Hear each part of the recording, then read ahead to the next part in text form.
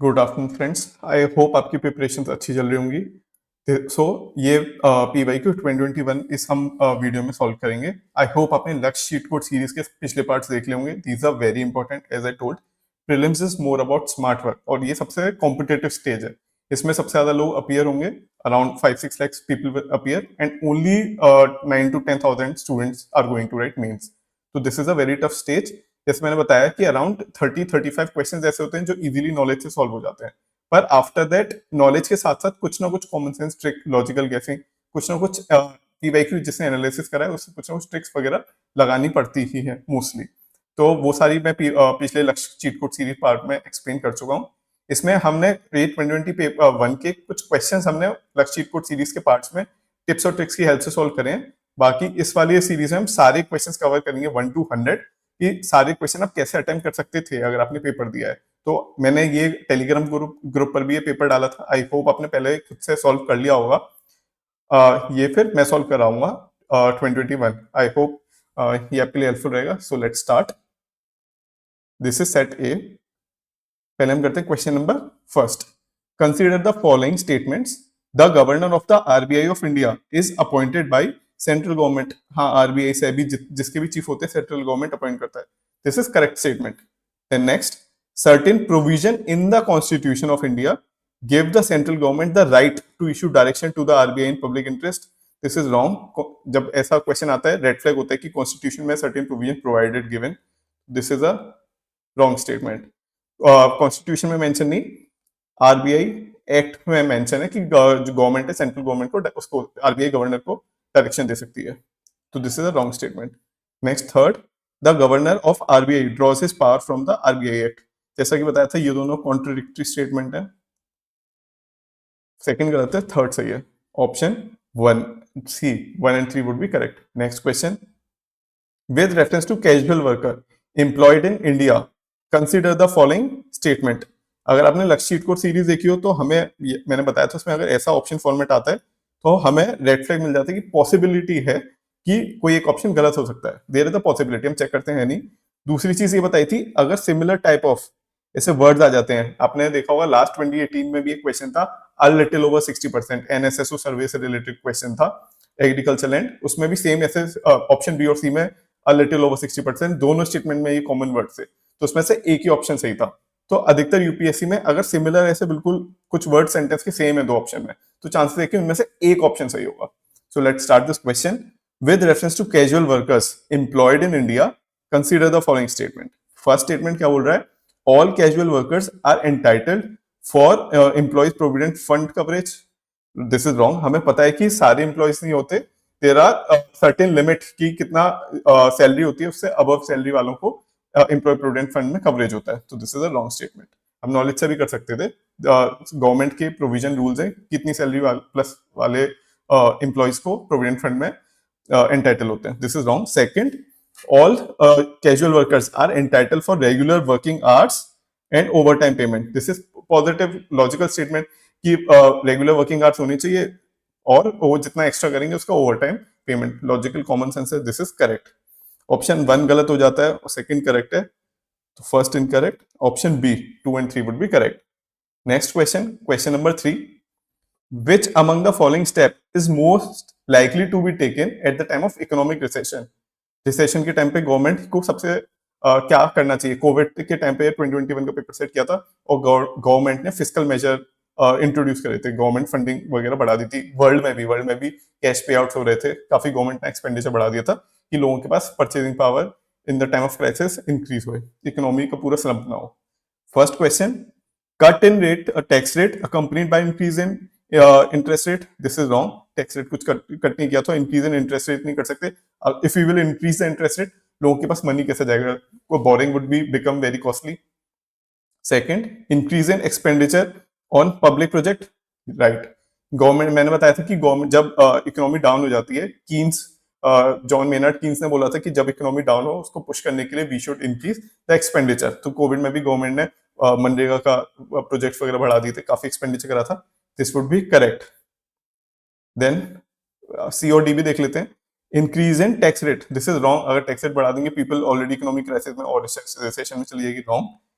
Fourth, reduction in expenditure on public project, ये दोनों contradictory हैं, एक्सपेंडिचर इंक्रीज होता है not decrease, this is also wrong, option B would be correct.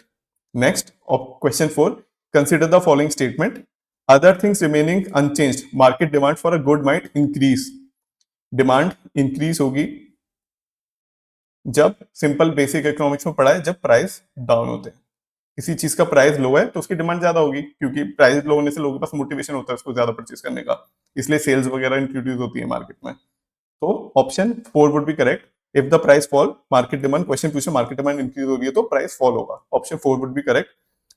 D option को हटा सकते हैं।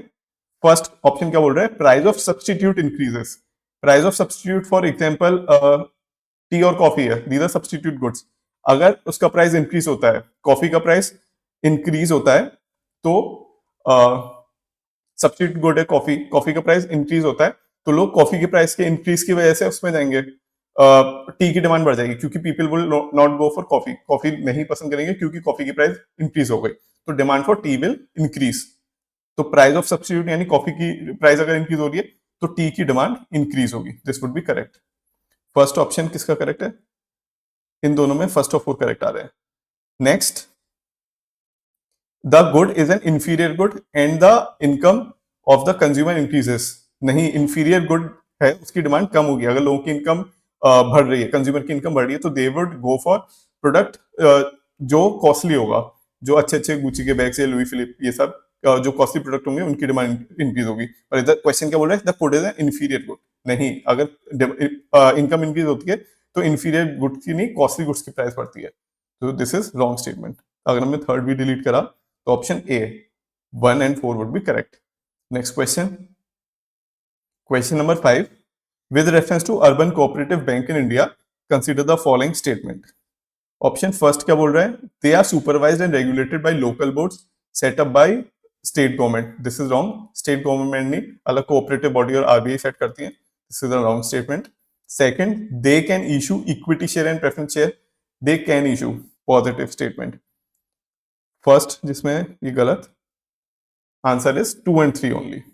Next question, Indian government bond yields are influenced by which of the following, bond yield किस चीज से इन्फ्लुएंस होती है, actions of United State Federal Reserve, हाँ सही, अगर यूनाइटेड स्टेट फेडरल रिजर्व अगर इंटरेस्ट रेट बढ़ा देती है तो जो इंडिया का इन्वेस्टमेंट है गवर्नमेंट की बॉन्ड की डिमांड कम हो जाएगी, तो दिस इज करेक्ट, इन्फ्लुएंस करता है। Second, action of RBI government, हाँ अगर आरबीआई इंटरेस्ट रेट बढ़ा देता है एग्जांपल तो गवर्नमेंट की बॉन्ड की डिमांड भी उस तरह से वेरी होगी, तो this is also correct.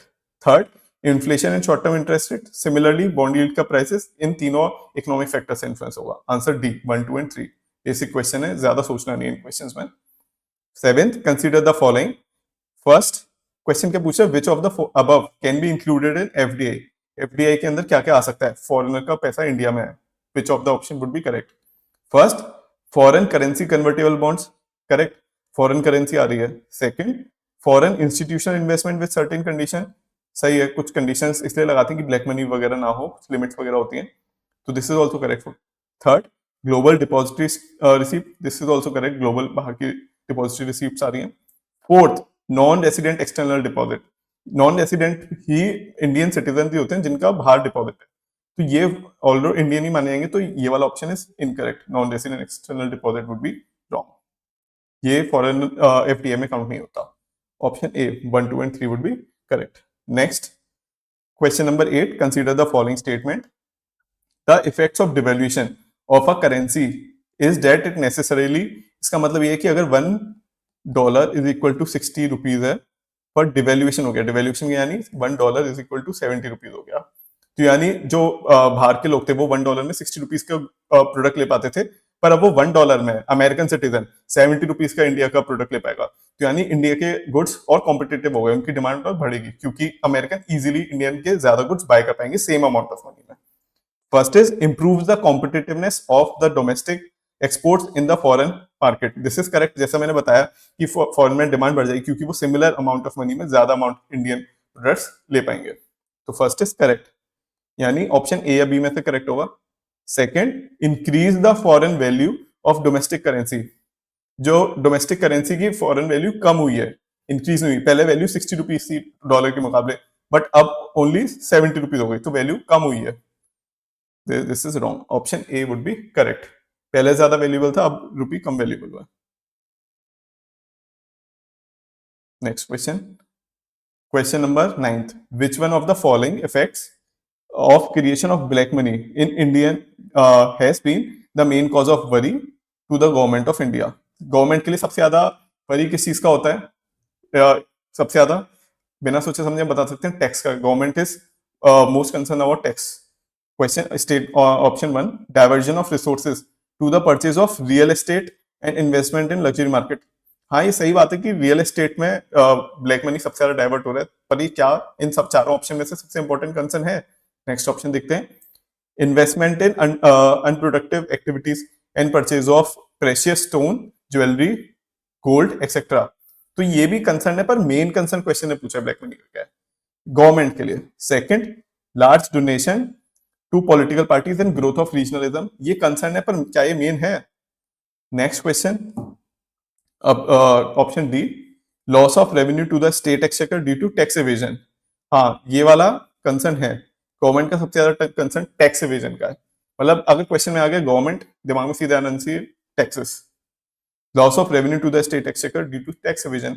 Option D. ये बाकी सारे ऑप्शन भी रिलेटेबल हैं, पर D is the most appropriate main cause of worry government का, कि ब्लैक मनी बढ़ता है तो गवर्नमेंट उसमें टैक्स नहीं कमा पाती, जिससे सोशल वेलफेयर की स्कीम्स होते हैं गवर्नमेंट वो प्रॉपर्ली इंप्लीमेंट नहीं कर पाएगी. तो option D would be correct. Then question number 10, which one of the following is likely to be the most inflationary in its effect? Inflation सबसे ज्यादा किससे बढ़ेगा? Which of the following option would increase the inflation? Option 1, repayment of public debt. Second, borrowing from public to finance budget deficit. Third, borrowing from the banks to finance budget deficit. Fourth, creation of new money to finance a budget deficit. Option D would be correct. You would have read in history वाली books वगैरह में भी कि Germany में जब crisis आया था, great depression आया था, तो बहुत सारा मनी प्रिंट हुआ था, जिसकी वजह से मनी वुड वाज लाइक कि आप उसे मतलब उसकी वैल्यू सब खत्म हो गई थी, तो इन्फ्लेशन बढ़ गया था. अभी वेनेजुएला में, फॉर एग्जांपल वेनेजुएला में भी गवर्नमेंट ने बहुत सारा इन्फ्लेशन टैकल करने के लिए और ज्यादा मनी प्रिंट कर दिया, और मनी प्रिंट होने की वजह से उसकी वैल्यू उसकी करेंसी की वैल्यू खत्म हो चुकी है. तो सबसे ज्यादा इन्फ्लेशन इससे ही आता है कि गवर्नमेंट न्यू मनी देती है, क्योंकि लोगों के पास मनी रहेगा तो the demand for goods will increase, क्योंकि लोगों की purchasing power would increase. D will be the correct option. Next question number 11, the money multiplier in an economy increases with which one of the following. Money multiplier यानी कि money का सबसे ज्यादा multi production वगैरह कैसे increase हो, मतलब money कैसे इकोनॉमी में सर्कुलेट ज्यादा हो रहा है, सर्कुलेशन ऑफ मनी इंक्रीज कैसे होगा इंडियन इकोनॉमी में. This is about circulation of money. Circulation of money in economy, money multiplier. First is increase in cash reserve ratio in the banks. Second, increase in statutory liquidity ratio in the banks. Fourth पहले पढ़ते हैं, increase in population of country. C is increase in banking habit of the people. Answer C is most appropriate. Why? Banking habit लोगों की अगर there are people, अगर लोग अपना उसमें गोल्ड में और फाइनेंशियलाइजेशन ऑफ इकोनॉमी हो रहा है, people are not going for gold property less and going for bank. तो बैंक के पास हम पैसे डिपॉजिट करते हैं, बैंक्स हम सेविंग्स वगैरह करते हैं, तो बैंक्स वो पैसा लोन पे देता है. लोन की वजह से इकोनॉमिक एक्टिविटी होती है, इकोनॉमिक एक्टिविटी की वजह से लोगों के पास पैसा ज्यादा आता है, फिर हम वो पैसा दोबारा से सेविंग में डालते हैं, फिर वो लोन के थ्रू आता है, तो इससे मनी का सर्कुलेशन और इंक्रीज हो रहा है. बैंक के पास ज्यादा मनी जा रहा है और वो बैंक ज्यादा लोन दे पा रही है ज्यादा लोगों को. This would be the most appropriate. See simple question है. Question number 12, with reference to Indian economy, demand pull inflation can be caused या increase by which of the following. Demand pull inflation किससे होगा? Demand pull और supply side pull, two type के inflation होते हैं. Supply side inflation होता है जो गुड्स के प्रोडक्शन से रिलेटेड हो. फॉर एग्जांपल टैक्सेस वगैरह बढ़ाने की वजह से प्रोडक्ट के प्राइसेस बढ़ गए, फॉर एग्जांपल टैक्स या कॉस्ट ऑफ प्रोडक्शन बढ़ रहा है, that is supply side. Demand side is लोगों की परचेजिंग पावर पैरिटी बढ़ रही है, जिसकी वजह से गुड्स की डिमांड बढ़ रही है. आई होप समझ आ गया होगा डिमांड साइड क्या होता है. First option is expansionary policy, यानी गवर्नमेंट पब्लिक प्रोजेक्ट पे ज्यादा फंड कर रही है, मनरेगा वगैरह का ज्यादा स्कीम है, गवर्नमेंट इन्वेस्ट कर रही है, एक्सपेंडिचर गवर्नमेंट का बढ़ गया है, आरबीआई ने अपने इंटरेस्ट रेट वगैरह कम कर दिए हैं, तो ये एक्सपेंशनरी पॉलिसी है. लोगों के पास ज्यादा इजीली लोन ले पा रहे हैं कम इंटरेस्ट रेट पे, लोगों के पास पीपल हैव मोर मनी, तो मोर मनी की वजह से they would be more demand. This is correct. Similarly यही फिस्कल स्टिमुलस गवर्नमेंट एक्सपेंडिचर अपना बढ़ा रही है, लोगों के पास मनी ज्यादा आ रहा है. Second would be correct. First और सेकंड किस में आ रहे हैं? Option A, C and D. Next, inflation indexing wages. ये सप्लाई साइड होता है. मैंने बताया supply side inflation is related to cost of product. अगर वेजेस इस इन्फ्लेशन इंडेक्सिंग वेजेस हो जाएगी तो ये सप्लाई साइड वाला होगा. Fourth, higher purchasing power. हाँ, अगर हायर परचेजिंग पावर होगी, लोगों के पास ज्यादा मनी होगा to buy the good, demand would increase. तो option 1, 2 and 4, option A would be correct option. I hope आपको समझ आ गया होगा. नेक्स्ट क्वेश्चन करते हैं. Question number 13. With reference to India consider the following statement. First option क्या बोल रहा है? Retail investor through demat account can invest in treasury bills and government of India debt bonds in primary market. This is correct. Next question. The negotiated dealing system order matching is a government security trading platform of the RBI. This is also correct. RBI ने ये platform launch किया है जिससे हम government की security में deal कर पाए. This was the news. This is correct. Third, the central depository services limited is jointly promoted by RBI. This is wrong. It is not promoted by RBI. It is promoted by Bombay Stock Exchange. तो इधर this is wrong. Option B, 1 and 2 would be correct. RBI वहां role अपना play करती है जहां government की securities है. इधर डिपॉजिटरी रिसिप्ट कम है, आरबीआई का रोल नहीं, सेबी का रोल वगैरह ज्यादा होता है. Next, question number 14. With reference to water credit consider the following statement. इसमें फर्स्ट ऐसे ऑप्शन आते तो देयर इज पॉसिबिलिटी शायद गलत हो सकता है. We'll check. First, it puts microfinance tool to work in the water and sanitation sector. General is correct.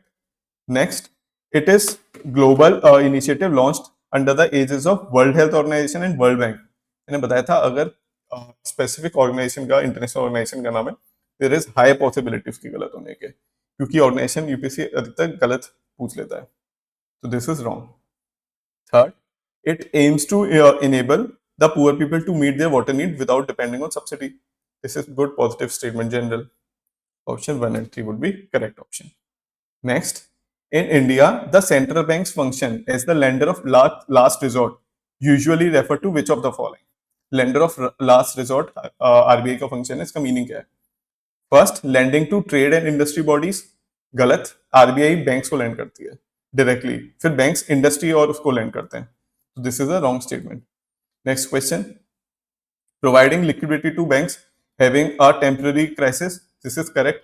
SLR वगैरह रेशियो होते हैं जिससे लिक्विडिटी एडजस्टमेंट फैसिलिटी विंडो होती है, इससे आरबीआई बैंक वगैरह को it gives the money to the banks temporarily. This is correct. Second is correct. Third, lending to government to finance budgetary deficit. This is wrong. RBI used to do it earlier. पहले ऐसा होता था कि government अपना expenditure इतना कर लेती थी कि बजट डेफिसिट जो गैप आ जाता था उसको फिल करने के लिए RBI used to lend government. But ये प्रैक्टिस मतलब ये बैड हैबिट हो गई गवर्नमेंट में कि जब भी budget deficit expenditure reckless expenditure increase कर दो तो आरबीआई उसे फंड कर देती थी. बट ये आरबीआई ने स्टॉप कर दिया लेट 1990s में. ये प्रैक्टिस वॉज स्टॉप्ड. आरबीआई अब ये lending to government finance budgetary deficit ने ऑलमोस्ट ना के बराबर कर दिया. तो this is not lender of last resort का फंक्शन. ये डिबेट में भी था जब कोविड क्राइसिस हुआ था कि क्या आरबीआई को फंड वो देना चाहिए. नहीं, आरबीआई अलग तरीके से गवर्नमेंट को पैसा देती है, डिविडेंड जितना मिलता है आरबीआई को उसका शेयर वगैरह एंड ऑल. तो option 2 B would be correct. Next, 16. R2 code of practices constitute a tool available for promoting the adoption of first, environmentally responsible practice in electronics recycling industry. This is possible. Code of practice यानी जो star labelling वगैरह जैसे electronics पे जितने labels होते हैं उसी तरह से कोड ऑफ प्रैक्टिस पॉसिबल है, ये सही हो. नेक्स्ट देखते हैं फिर पता चलेगा. Ecologically management of wetlands. क्या ये वेटलैंड से रिलेटेड कोड ऑफ प्रैक्टिस हो सकता है? Third, sustainable practice in the cultivation of agriculture crops. क्या ये कोई एग्रीकल्चर प्रैक्टिस का नाम है कल्टीवेशन का? Fourth, environmental impact assessment in the exploitation of natural resources. Environmental impact assessment का भी ये नाम नहीं है. R2 कोड ऑफ प्रैक्टिस मैंने फर्स्ट स्टेट में यही सोच के रिटर्न किया था जैसे स्टार लेबलिंग है, बीएसआई कोड वगैरह इलेक्ट्रॉनिक्स पे होते हैं, इसी तरह से ये भी एक कोड हो सकता है इलेक्ट्रॉनिक्स में. And this was right. Next question, question number 17. Why is there a concern about copper smelting? Copper smelting का कंसर्न क्या है? First, they may release lethal quantities of carbon monoxide into environment.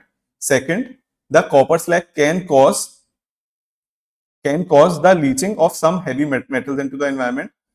Leaching of heavy metals हो सकता है. Third, they may release sulphur dioxide. तो मैंने जब mark किया था I mark all the three correct, but UPSC ने सिर्फ सेकंड और थर्ड को करेक्ट माना है. Option B 2 and 3 only would be correct. However exam में कभी कभी ये रिस्क लेके फर्स्ट सेकंड और थर्ड तीनों टाइम कर सकते हैं. 18th question, with reference to furnace oil consider the following statement. Furnace oil से रिलेटेड ये क्वेश्चन है. First, it is a product of oil refinery, right. Oil refinery के ही प्रोडक्ट में diesel, furnace oil, oil. This is correct. Some industries use it to generate power, correct, energy produce होती है. Third, it uses its use cause sulphur emission into environment, right. Sulphur emission भी होता है, oil है, harmful product. Answer D 1, 2 and 3 only. Next, what is blue carbon. Blue carbon क्या है? पहला option दे रखा है carbon, blue carbon. Keyword is blue carbon, blue. First statement, carbon captured by ocean and coastal ecosystem. Ocean and coastal ecosystem, blue होते हैं ocean. Second, carbon sequestered in forest biomass and agriculture soils. ये green होना चाहिए था, ना कि blue. Third, carbon contained in petroleum and natural gas. ये black होना चाहिए था, ना कि blue. Fourth, carbon present in the atmosphere. तो इससे ज्यादा appropriate answer is a, carbon captured by ocean, blue carbon and coastal ecosystem. Answer would be A. Next, question number 20. In the nature, which of the following are most likely to be found surviving on a surface without soil? जब आप हिमाचल वगैरह reason में जाओगे तो आप stone वगैरह पर without soil छोटे छोटे प्लांट्स ग्रो होते देखोगे. वो कौन से होते हैं? मशरूम नहीं होता. मशरूम के लिए प्रॉपर सॉइल चाहिए होती है, कंडीशन चाहिए होती है. हर कंडीशन में ग्रो नहीं हो सकता. It needs a soil proper. तो ऑप्शन 4 वुड बी इनकरेक्ट. फिर फर्न हट गया, सेकंड है या second third?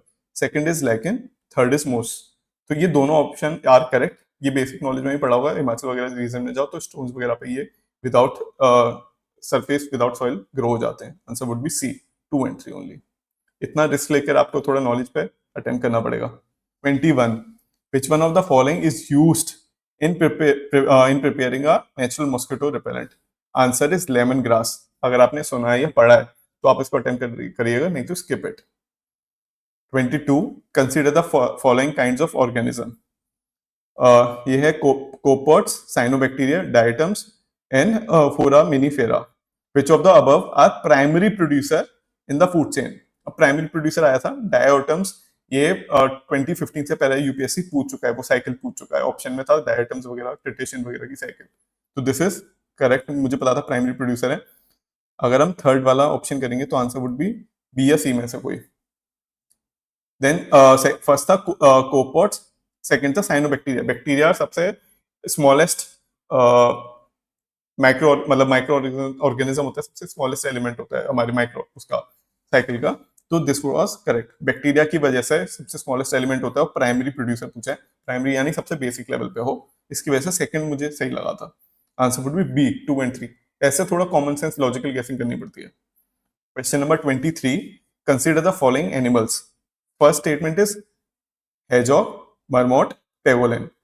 To reduce the chances of being captured by predators, which of the above organism roll up and protect its vulnerable parts? ये मुझे पेगोलिन का तो आई वॉज श्योर, क्योंकि पेगोलिन वॉज इन न्यूज. सबसे ज्यादा स्मगल्ड, मतलब one of the most smuggled चीज अगर कोई एनिमल कोई है, दैट इज पेगोलिन. पेगोलिन के स्केल्स होते हैं, तो उसके लिए चाइना में काफी डिमांड रहती है. उसके मेडिसिनल प्रोडक्ट्स वगैरह बनाने की सुपरस्टिशन है.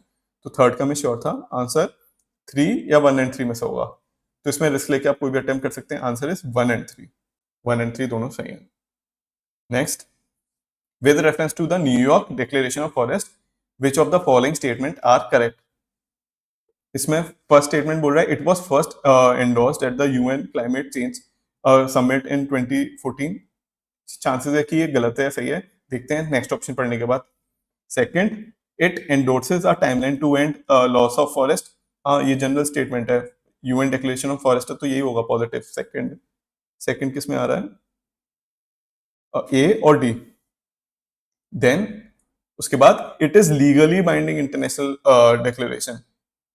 This is long. Then fourth, it is being endorsed by government, big companies and indigenous communities. ये जनरल स्टेटमेंट है कि सारी जो डिक्लेरेशन वगैरह होते हैं उसमें सबका एनजीओ का, सिविल सोसाइटी का, बिग कंपनी सबका पार्टिसिपेशन होता है. This is more appropriate. First and fourth case में आ रहा है option A 1, 2 and 4. India was one of its signatory at its inception. This is a wrong statement. Next question करते हैं. Question number 25. Magnetite particles suspected to cause neurodegenerative problem are generated as an environmental pollutant from which of the following? First is brakes of motor vehicle. Second, engine of motor vehicle. Third, microwave stuff within home. Fourth, power plants. Fifth, telephone lines. UPSC ने 1, 2 and 4 B correct करा है, पर मैं इसको all 5 correct करके आया था. मतलब कुछ कुछ क्वेश्चंस ऐसे होते हैं कि यूपीएससी का लॉजिक समझ नहीं आता. काफी कोचिंग ने भी यही सही किया था, ऑल सही किया था, मैंने भी ऑल सही किया. आप इधर रिस्क ले सकते हैं. 26. विच one of the following is a filter feeder? Filter feeder से मेरे दिमाग में जब कैटफिश, ऑक्टोपस, ऑयस्टर, पेलिकन पड़ा, मेरे दिमाग में फिल्टर फीडर करके फिल्टर करके जो पर्ल वाली चीज वो दिमाग में आई थी. पर्ल जब दिमाग में आया तो मेरे दिमाग में ऑयस्टर आया था, तो आई मार्क्ड ऑयस्टर करेक्ट. मतलब ऐसे लॉजिकल जो वर्क करता है ब्रेन, बिल्कुल काम होकर, तब वो क्वेश्चन ऐसे अटेम्प्ट हो पाते हैं. Next question 27.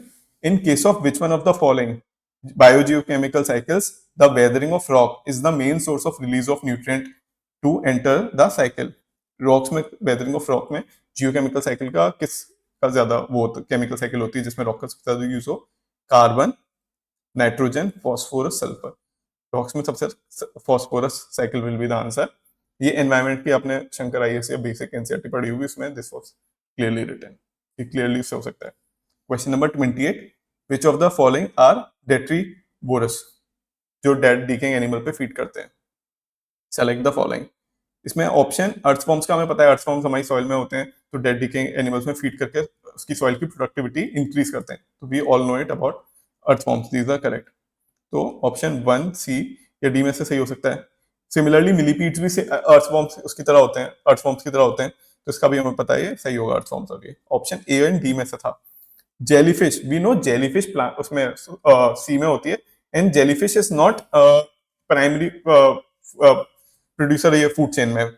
जेलीफिश ऊपर में होती है, ये डेट्रीवोर्स पे फीड नहीं करती, this feeds on other animals, ये कार्निवोरस होती है, ना कि डेट्रीवोर्स. तो जेलीफिश एंड सी ओशियन में होते हैं, these are carnivores, these are long. तो सेकंड और थर्ड अगर हमने हटाया तो option would be A 1, 2 and 4.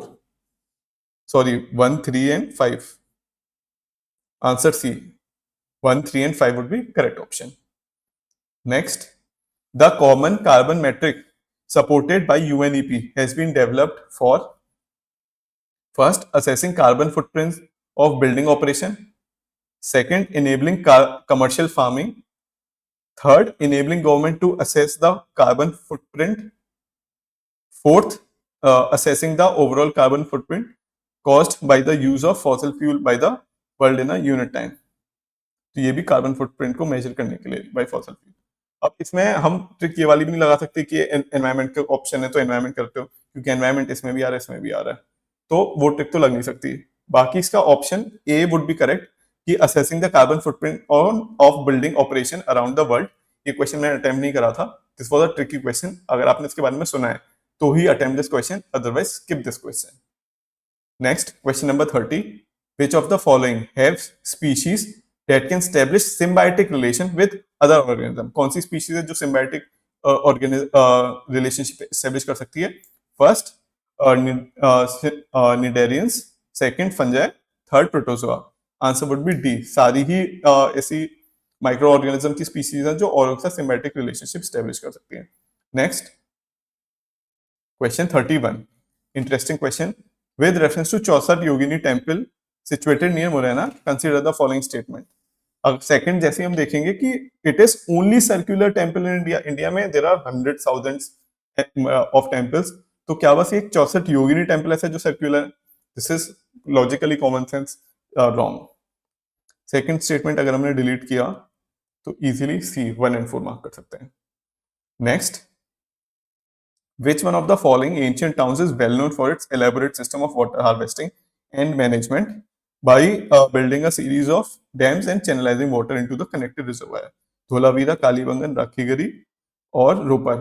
Harappan sites में आपको प्लीज नोट डाउन कि हर एक वेबसाइट के कुछ ना कुछ इंपॉर्टेंट फीचर्स हैं। फॉर एग्जांपल लार्ज फैक्ट्रीज कहाँ मिली है? हड़प्पा में। ग्रेट बाथ कहाँ मिला है? मोइंजोदारो में। ऐसी ही वाटर हार्वेस्टिंग सिस्टम कहाँ मिला है? धोलावीरा में।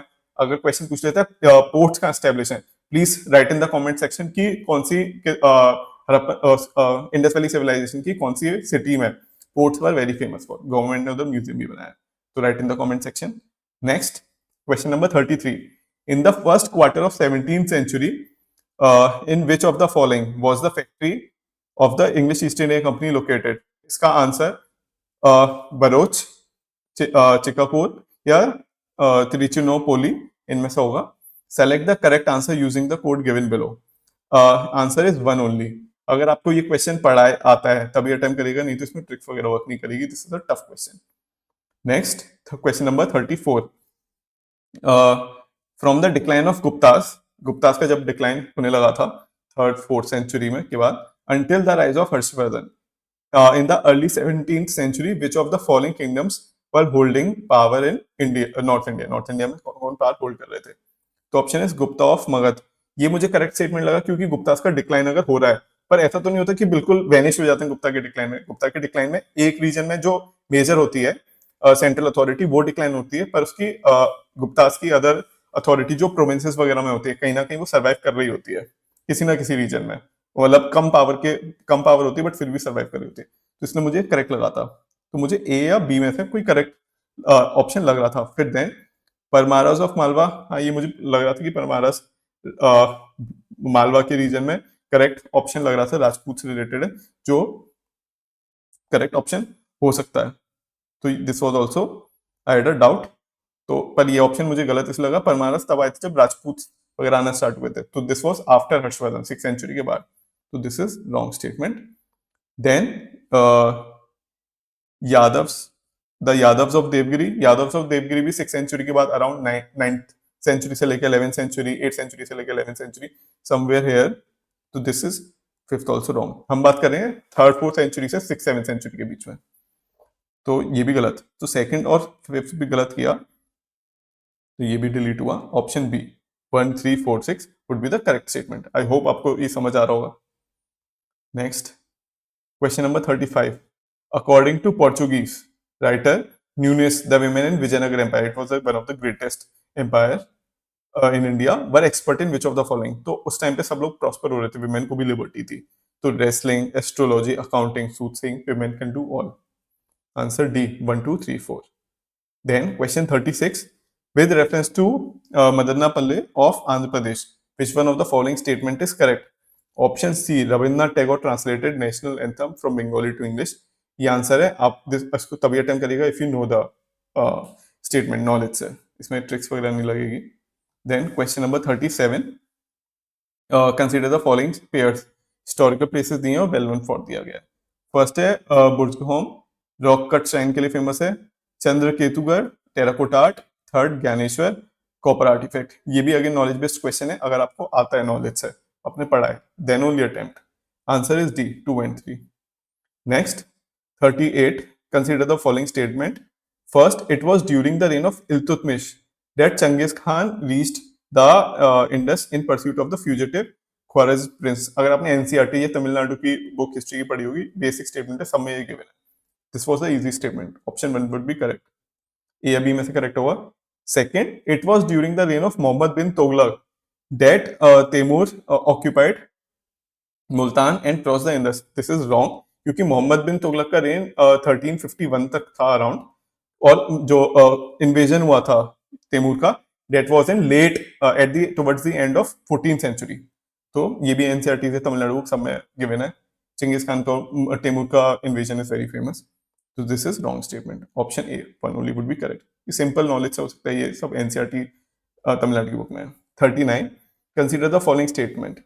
अब ऐसा ऑप्शन फॉर्मेट जब आ जाता है, हमने लक्ष्य कोड सीरीज में पढ़ा था, देयर इज पॉसिबिलिटी कि कोई एक ऑप्शन गलत हो। First, Saint Francis was one of the founding members of the Jesuit order. This is general correct, Saint Xavier Jesuit order के फाउंडर हो सकते हैं।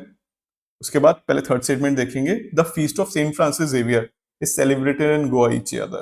गोवा में क्रिश्चियन कम्युनिटी इज ह्यूज, तो वहां ये क्रिश्चियन फेस्टिवल सेलिब्रेट होते हैं, तो ये जेवियर के लिए सेलिब्रेट होता होगा. This can be correct. Second, Saint Xavier died in Goa and the church is dedicated to him there. May be church वाली चीज सही है, but died in Goa I find it red flag. मुझे रेड फ्लैग लगा क्योंकि जितने भी ट्रेवलर्स हैं जैसे पायन यूनसांग, ऑफन, सब नहीं, अधिकतर लोग यहाँ स्टडी वगैरह करके they went back to their country. तो मुझे सिमिलरली इसमें ये लगा था कि ये भी इधर कुछ टाइम पीरियड के लिए Francis Xavier was in India, उसके बाद ही did his work and then went back, तो there is less chances that he would have died here. तो मुझे अमंग दीज थ्री स्टेटमेंट मुझे सेकंड स्टेटमेंट गलत लगा, प्लस ऑप्शन फॉर्मेट ऐसा था तब भी मुझे रेड फ्लैग लगा था, तेरह चांसेस एक स्टेटमेंट गलत हो. तो I took the risk and mark 1 and 3 correct. तो option C would be correct option. Then question number 40. Question number 40 is related to Mitakshara दयाभाग. ये प्रॉपर्टी लॉ से रिलेटेड है. ये क्वेश्चन क्यों पूछा गया था? क्योंकि 2021 में सुप्रीम कोर्ट का जजमेंट था कि जो डॉटर्स हैं इनको प्रॉपर्टी लॉ में मेल के प्रपोर्शनेटली इन्हें प्रॉपर्टी में फादर की प्रॉपर्टी का शेयर मिलना चाहिए मेल एयर के इक्वलिटी में. तो this was a very famous judgment. जब ये जजमेंट आया था, मैंने रेड अबाउट दिस जजमेंट, तो आई गूगल्ड अ बिट कि इंडिया में प्रॉपर्टी लॉज मेल और फीमेल को मेल और फीमेल डॉटर में कैसे प्रॉपर्टी का शेयरिंग होता है, आउट ऑफ क्यूरियोसिटी. तब मैंने ये आई रेड अबाउट मिताक्षरा दयाभाग किस रीजन में ये वर्क करता है. 5 मिनट्स की रीडिंग लगी थी. नाउ यू नो आप नेक्स्ट अटेम्प्ट के लिए व्हेन यू आर प्रिपेयरिंग, तो कैसे when you here the news तो थोड़ा गूगल अबाउट इट, थोड़ा गूगल करने पे you could have easily answer. तो ये नॉलेज बेस्ड क्वेश्चन है, अगर आपने पढ़ा होगा तो ये अटेम्प्ट कर सकते हैं, तो नहीं तो this would have been very tough. Option B 2 only would be the correct इसका answer.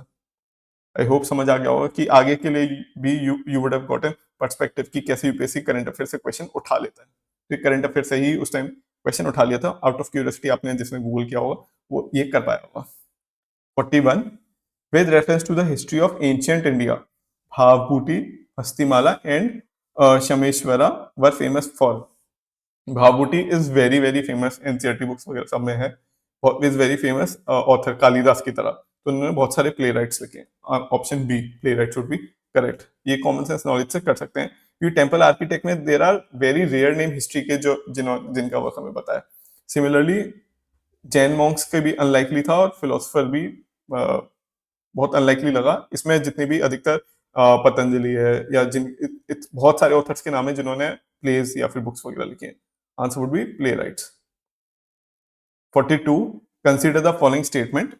First is the Montagu-Chelmsford reform of 1990 recommended granting voting rights to all women above the age of 18. To all women above the 18? Wrong. जो property women थी उनके लिए था. This is wrong statement. Option 2. The Government of India Act of 1935 gave women reserved seat in legislature. इस time reservation था, STs SC अलग अलग communities को रिजर्वेशन मिला था, तो वुमेन को भी रिजर्वेशन मिला था. Option 2 B 2 only would be correct. Next, with reference to 8 August 1942 of Indian history, which one of the following statement is correct. Option A directly कर सकते हैं, बहुत बेसिक क्वेश्चन है. The Quit India resolution, do or die, was adopted by the AICC. Option 43 का option A would be correct. Next, question number 44. Who among the following is associated with songs from prison? A translation of ancient Indian religious lyrics in English. इसमें 2 keywords हैं, songs from prison book और ये ancient religious lyrics, इससे related book है. अब out of all these 4, मतलब जवाहरलाल नेहरू तो mostly atheist agnostic, सबसे ज्यादा रिलीजियस और जिसने इंग्लिश में राइटिंग लिखी हो, बाल गंगाधर तिलक की राइटिंग पर mostly in Marathi social issues पर. तो महात्मा गांधी थे जिनका वैष्णव वंदन, तो ये हमने बहुत फेमस है. महात्मा गांधी वाज रिलीजियस और इनके सॉन्ग्स वगैरह वैष्णव जन तो बहुत फेमस लिरिक्स है. तो ऐसे वो एंशियंट रिलीजियस लिरिक्स लिखते रहते थे. तो आंसर इज सी. ये कॉमन सेंस से भी अटेम्प्ट कर सकते थे अगर थोड़ी भी नॉलेज है. महात्मा गांधी वाज रिलीजियस और वैष्णव जन तो जैसे सॉन्ग्स उन्होंने पॉपुलराइज करें. तो और दूसरी ट्रिक ये भी लगा सकते हैं कि सबसे ज्यादा फेमस बाल गंगाधर तिलक, जवाहरलाल नेहरू, मोहनदास करमचंद गांधी, सरोजिनी नायडू में से मोहनदास करमचंद गांधी. ये ट्रिक अदर ईयर्स में ही वर्क करी है. तो कॉमन सेंस ट्रिक दोनों का यूज करते हैं. सिर्फ ट्रिक लगा कर करना है and clear it is very tough. आपको नॉलेज यूज करनी ही पड़ेगी. You have to use the knowledge. Tricks is secondary, knowledge is primary. Tricks are only to complement the knowledge. I am repeated again. Then next 45. With reference to the medieval India, which one of the following is correct sequence in ascending order in terms of size? सबसे छोटा से सबसे बड़ा क्या है? सूबा was called province. सबसे बड़ा आज के टाइम में भी in Hindi often the word सूबा is used. सूबा is a province state, provincial state. तो दिस इज लार्ज. परगना अभी भी नॉर्थ बंगाल में डिस्ट्रिक्ट का नाम है परगना. सरकार is the name of the division. तो ऑप्शन ए परगना सरकार सूबा. ये एनसीईआरटी वगैरह में this was an easy question. Next 46. Who among the following was associated as secretary with Hindu female school which later came to be known as Bethune female school. यानी women education की बात की गई है. इसमें women education के लिए famous, one of the most famous in चारों में से इस ईश्वर चंद्र विद्यासागर, जिन्होंने Raja Rammohan Roy, Ishwar Chandra Vidyasagar, Dayanand Saraswati, they work for women upliftment. तो ये बेसिकली हम कॉमन सेंस से भी कर सकते थे कि ईश्वर चंद्र विद्यासागर ने बहुत विमेन्स के लिए वर्क किया, एजुकेशन और रीमैरिज एंड ऑल के लिए. तो इसने मैंने सी अटेम्प्ट किया था. This is correct.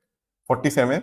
In the context of colonial India, Shahnawaz Khan, Prem Kumar Sahgal and Gurbakhsh Singh Dhillon, यानी ये मुस्लिम, पंजाबी, हिंदू, सिख और हिंदू ये नेम्स हैं.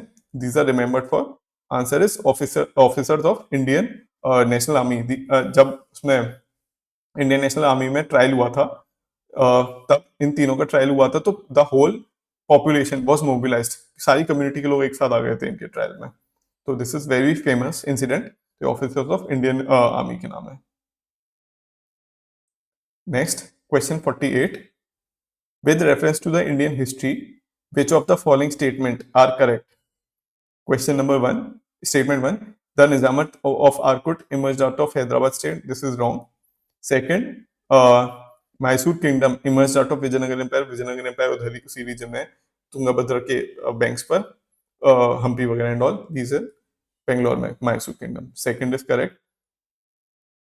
ऑप्शन 4 हटा सकते हैं. Then Rohilkhand kingdom was formed out of territories occupied by Ahmad Shah Durrani. This is also wrong. ये बेसिक बुक्स में दिया गया है. इसका answer is B, two only. Knowledge है तो अटेंड करेगा, नहीं तो skip it.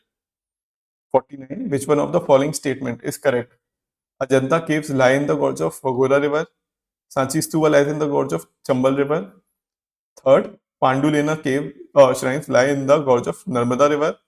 D, Amravati stupa lies in the gorge of Godavari river. मैंने बताया था हिस्ट्री में अधिकतर पॉपुलर नेम्स होते हैं वो फेमस होते हैं. बस में पॉपुलर चंबल, नर्मदा, गोदावरी तीनों सुना था, बट भगोरा कभी सुना नहीं था. तो आई फाइंड इट ऑड कि भगोरा रिवर वाला. बाकी 3 बार पॉपुलर, बट ये ऑड है भगोरा रिवर. तो मैंने ऑप्शन ए रिस्क लेके मार्क किया था. कुछ क्वेश्चंस आपको ऐसे रिस्क लेके मार्क करने पड़ेंगे, फीलिंग या लॉजिकल गेसिंग या कॉमन सेंस के through. Next, question number 50. Consider the following statement. Option 1 is 21st February is declared to be International Mother Language Day by UNICEF organization का. This is wrong. Second, the demand that Bangla has to be one of the national languages was raised in the Colonial Assembly of Pakistan. This is correct statement. क्योंकि पाकिस्तान का part था बांग्लादेश, तो उधर की language Bangla थी, तो उसको प्रमोट करने के लिए ये डिमांड रेज की होगी. तो this is correct option. Option 2 is correct. Answer is B. Next question, question number 51.